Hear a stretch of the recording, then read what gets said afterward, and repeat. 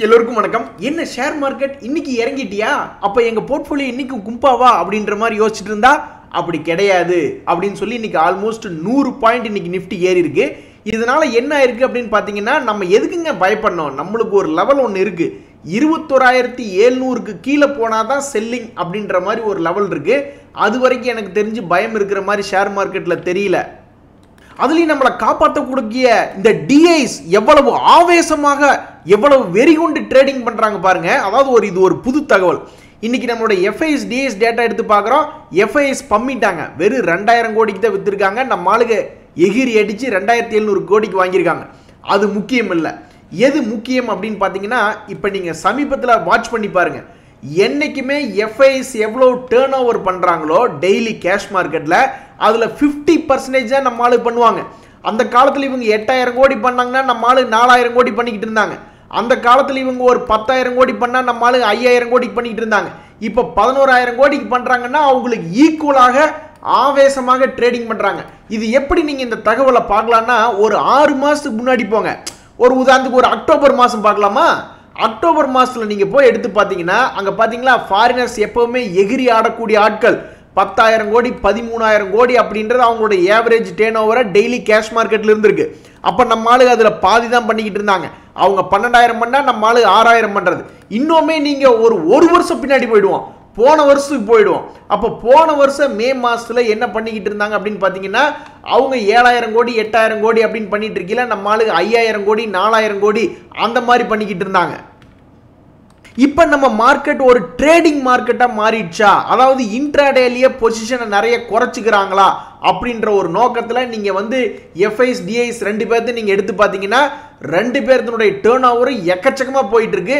இதனால நம்ம கவர்மெண்ட்டுக்கு மிகப்பெரிய வருமானம், எக்ஸ்சேஞ்சுகளுக்கு மிகப்பெரிய வருமானம், நம்மளுக்கு கான்ஃபிடன்ஸ் வேற லெவலில் போகுது. ஏங்க எவ்வளோ பெரிய ட்ரேடிங் நடக்குது, அப்போ இந்த மார்க்கெட் அழிஞ்சு போகுமா?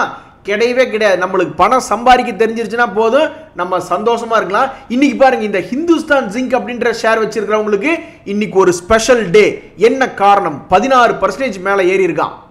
அருமையான லாபம். அப்ப என்ன ஆகுது? நீங்க ஷேர் மார்க்கெட்டுக்குள்ள வர்றீங்க, என்னைக்கோ ஒரு நாள் தான் அவன் இந்த மாதிரி 15% 20% ஏறான். அப்ப நீங்க அதை வச்சிருக்கணும்ல. இன்வெஸ்டர் நீங்க ஷேர் மார்க்கெட்டுக்குள்ள சம்பாதிக்கணும்னு வந்துடுறீங்க. அப்போ ஒரு ஷேரை வாங்கி அவன் என்னைக்காவது ஒரு நாள் இப்படி 15% 20% லாபம் கொடுக்குற வரைக்கும் நீங்க அந்த ஷேரை வச்சிருக்கணும். இல்ல காசு இருக்கிற மகராசனா இருந்ததுன்னா கீழே போக போக ஏவரேஜ் பண்ணணும்.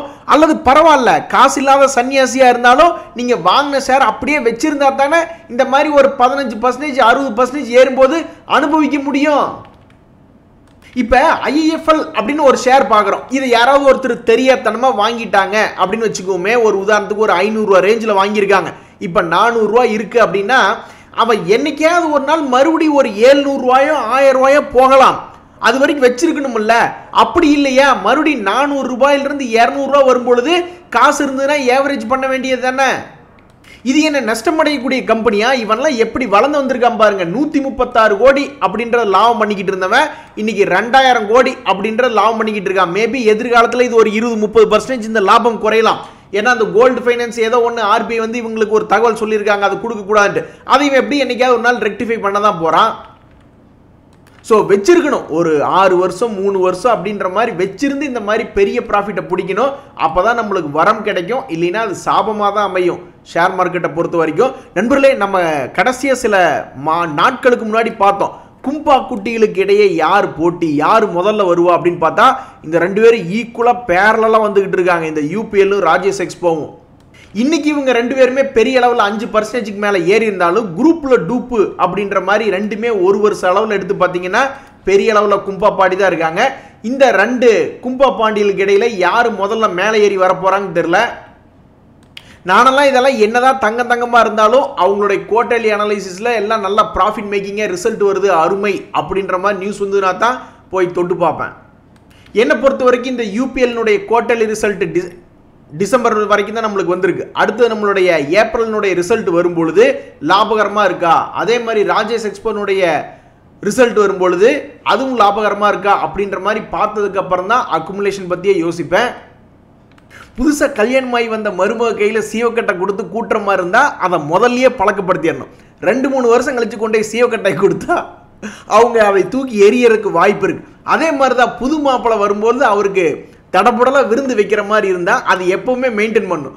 முதல்ல ஒரு கறி குழம்பை போட்டு அப்புறம் ஒரு 4 வருஷம் கழிச்சு ரசத்தை கழிச்சு ஊத்துனா அவர் பாவம் என்ன பண்றதுன்னு தெரியாம முடிச்சிட்டு இருப்பாப்ல. அதே மாதிரி தான் இந்த வாரி ரெனியூவபிள் குப்பிட் ஷேர் அப்படின்னு ஷேர் மார்க்கெட்ல நம்ம எதை போய் பிடிக்கிற மாதிரி இருந்தாலும் முதல்லயே அதை போய் பிடிச்சிடணும். இப்போ இந்த வாரி ரெனியூவபிள் அப்படின்றத பார்த்தீங்கன்னு வச்சுங்களேன், கடந்த 5 நாட்கள இறங்கிட்டு இருக்கான். 3000 இருந்து 2500க்கு இறங்கிட்டான்.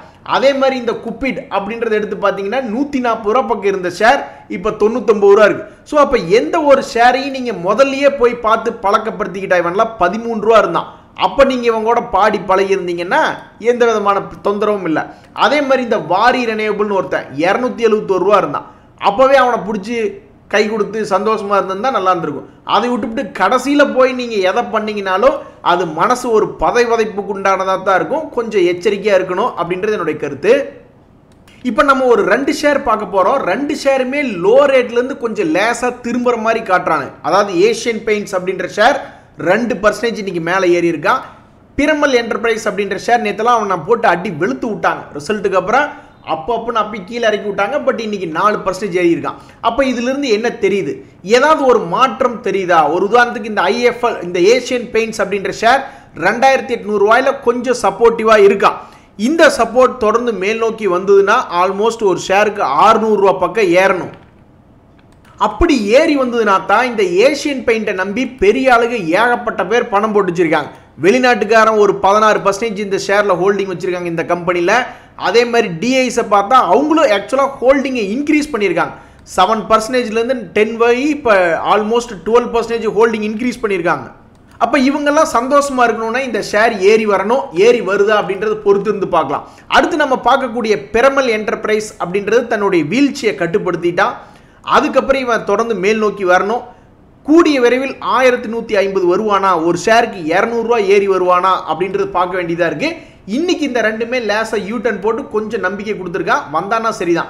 இன்னைக்கு நம்ம ஷேர் மார்க்கெட்டை மேலே தூக்கி 100 பாயிண்ட் நிறுத்தினது யாரு அப்படின்னு பார்த்தீங்கன்னா ரிலையன்ஸ் தான். இதுக்கு தாங்க என்னைக்குமே பெரிய ஆளுக்கு நம்மளுக்கு கை கொடுக்கணும். பெரிய ஆளுக்கு பார்த்து நினைச்சாங்கன்னா என்ன வேணாலும் பண்ணலாம். எல்லாமே பெரிய ஆள் தான். ரிலையன்ஸ் ஆகட்டும், பாரதி ஏர்டெல் ஆகட்டும், ஹிந்துஸ்தான் லிவர், ஐடிசி எல்லாமே இன்னைக்கு பெரிய ஆளுகளை பார்த்து இன்னைக்கு நம்மளுடைய மார்க்கெட்டை மேலே தூக்கி நிறுத்திட்டாங்க. இந்த சமயத்தில் நம்மளுடைய மார்க்கெட்டில் எந்த ஒரு இண்டெக்ஸாவது இறங்கி இருக்கு அப்படின்னு பார்த்தா எதுவுமே இல்லை. நிஃப்டி மைக்ரோ கேப் இண்டெக்ஸ், அதாவது மார்க்கெட் கீழே இழகும் போது ஈஸியாக கீழே விழுகக்கூடிய அந்த மைக்ரோ கேப் இண்டெக்ஸோட இன்னைக்கு 1% திரும்பி ஏறி இருக்கான். ஸோ ரிவர்சல் அப்படின்றது நடக்குதா இல்லையா அப்படின்றது நம்மளுக்கு தெரியல.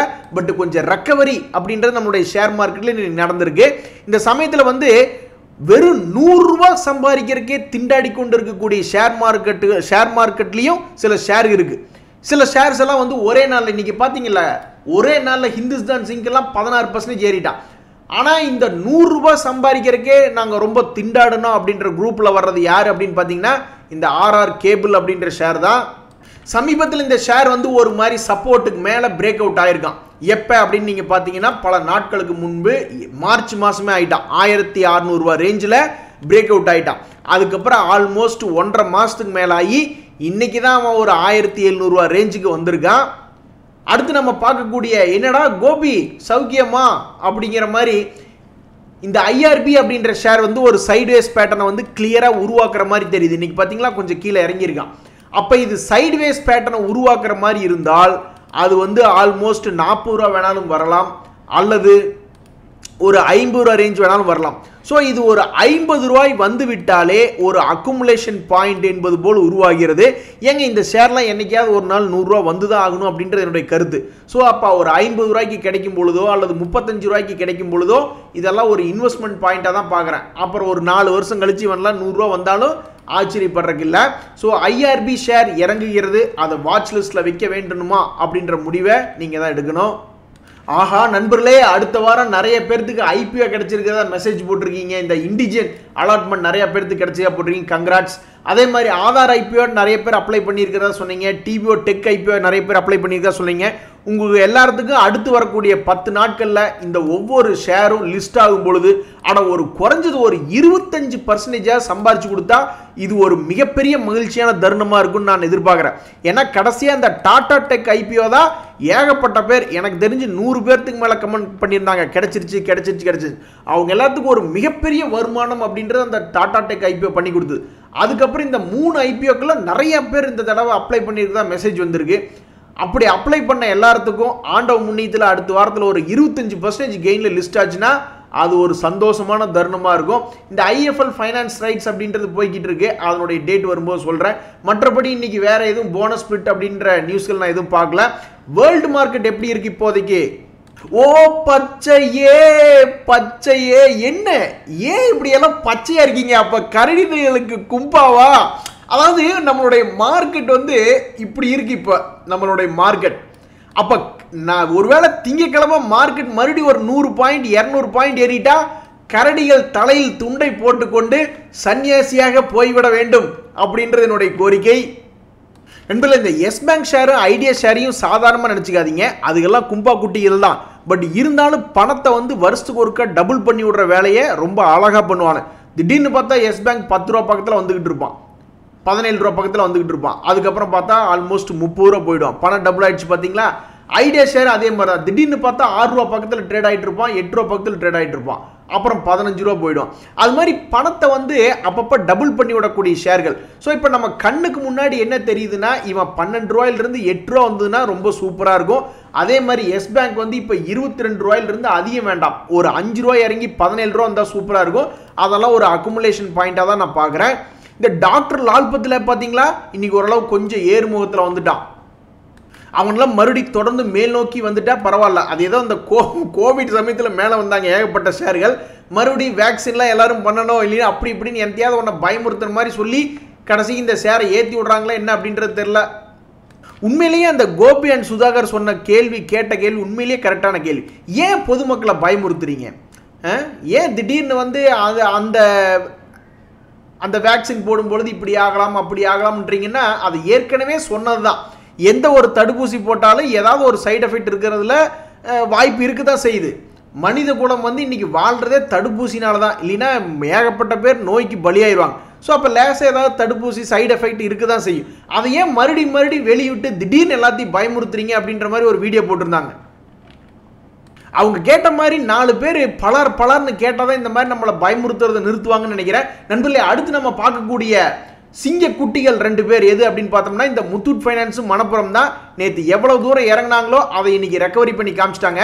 இந்த சமயத்தில் நான் பார்த்துக்கிட்டே இருந்தேன், ஏதாவது ஒரு 5 முக்கியமான ஸ்டாக்குகள் ஏதாவது சீப் ப்ரைஸில் வந்து கிடைக்குதா அப்படின்ற மாதிரி பார்த்துருந்தேன் 1 இயர் லோவில்.